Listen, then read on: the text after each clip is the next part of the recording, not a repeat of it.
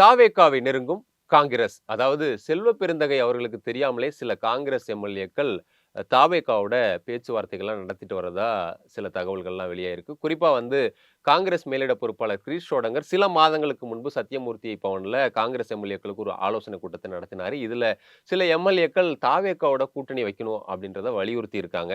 அதே போல தாவேகாவை சேர்ந்த முக்கியமான நிர்வாகி ஒருத்தரும் மும்பையில கிரீஷ் ஷோடங்கரை சந்திச்சு தாவேகா கூட நீங்க கூட்டணி வச்சா என்னவெல்லாம் உங்களுக்கு அனுகூலம் அப்படின்ற மாதிரி அவரும் விளக்கி இருக்காராம்.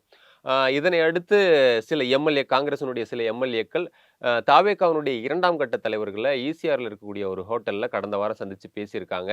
அது மட்டும் இல்லாம காங்கிரசினுடைய பொதுச் செயலாளர் கே.சி. வேணுகோபால்ட்டையும் இந்த எம்எல்ஏக்கள் நாம தாவேகா கூட கூட்டணி வைக்கணும்.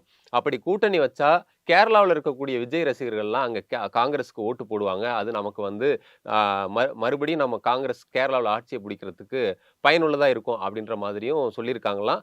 அதையெல்லாம் கேட்ட கே.சி. வேணுகோபால் என்ன சொல்லியிருக்கா அப்படின்னா, பீகாருடைய தேர்தல் முடியட்டும். அந்த தேர்தல் முடிவுகள்லாம் வந்த பிறகு நம்ம இது குறித்து ஒரு முடிவெடுக்கலாம் அப்படின்னு சொல்லியிருக்காராம்.